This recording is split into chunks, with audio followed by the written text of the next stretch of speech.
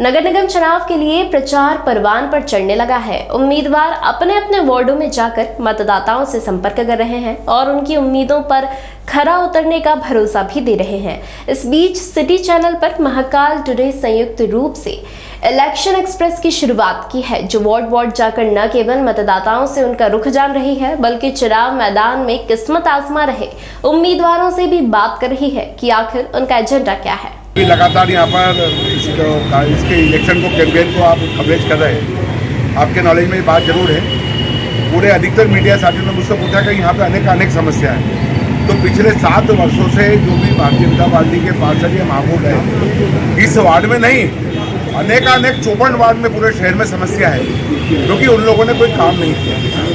वर्तमान में वार्ड क्रमांक 18 के जो नागरिक हमें बता रहे हैं कि इस वार्ड में करीबन 7 वर्षों से एक भी विधवा विकलांग निराश्रित लोगों की पेंशन नहीं बनी। इस वार्ड में एक भी गरीबी रेखा का कार्ड नहीं बना। जो अरविंद नगर क्षेत्र में सड़कें थी, उन सड़कों को खोद दिया गया। उन सड़कों को खोदे हुए लगभग 3 वर्ष हो गए और मेरा ऐसा मानना है कि ना तो यहाँ पे सफाई की पर्याप्त व्यवस्था हो पा रही है, ना नालियों की सफाई व्यवस्था हो पा रही है, और स्ट्रीट लाइट का तो भगवान ही मालिक है। ये शहर कैसा स्मार्ट शहर बनाना चाहती है भारतीय जनता पार्टी और उसके नेतागण, ये बात मेरी परत से समझ से परे है, क्योंकि इस शहर में स्मार्ट सिटी की घोषणा हुए लगभग 6 वर्ष का समय हो चुका है, पर ये नगर पालिका निगम उज्जैन और इनके भारतीय जनता पार्टी के महापौर और पार्षद लोग एक भी गिलास पानी किसी को स्वच्छ पानी उपलब्ध नहीं करा पाए। इस बात पे हम लोग इलेक्शन लड़ रहे हैं और जनता का आशीर्वाद भरपूर मिल रहा है, क्योंकि पिछले 10 वर्ष जब हम लोग यहाँ पार्षद रहे तो हम लोगों ने बहुत काम किया है, और काम हमने ऐसा किया है कि परिवार का बेटा बन के काम किया है, वार्ड का एक साथी बन के काम किया है। तो निःशुल्क से अपार समर्थन हमें मिल रहा है, अपार समर्थन आशीर्वाद हमें मिल रहा है। तो हमारे साथियों का ये कहना है, गरीब तबके के लोग भी रहे, कुछ बस्ती भी आपके वार्ड में, तो उनके विकास के लिए क्या योजना बनाई है? निःशुल्क से कुछ बस्ती हमारे वार्ड में आती है, 12 खोली हमारे वार्ड में, हीरा मिल की चाल हमारे वार्ड में, विनोद मिल की चाल हमारे पास में, आयुर्वेदिक झोपड़ी हमारे पास में, और अनेक ऐसे क्षेत्र हैं जहां से मध्य प्रदेश के सरकार और उसके यहाँ के स्थानीय नेता उन सबको वहाँ पर हटाना चाहते हैं, पर वैकल्पिक की व्यवस्था नहीं करना चाहते।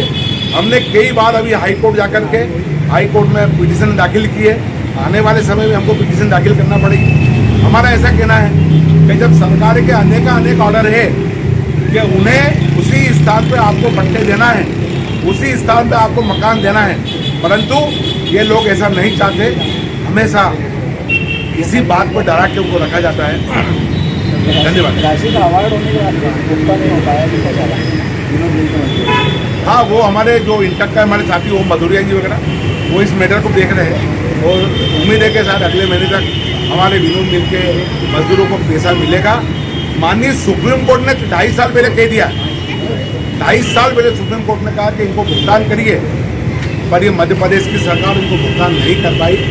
2 साल का समय दिया था, अब मध्य प्रदेश की सरकार वापस 6 महीने का भी समय मांगा है, और अभी कुछ पता लगा है कि 1-2 महीने पहले कुछ राशि जमा की है, परंतु आज उस बात को समाचार पत्रों में और मुख्यमंत्री और तमाम लोगों की घोषणा के बाद आज 3 महीने हो गए उस बात जब राशि जारी की, तो कहाँ रुक गई भाई? जब राशि जारी की है, और आजकल तो ऑनलाइन ही पेमेंट है, 1 मिनट में पेमेंट इधर से उधर होता है।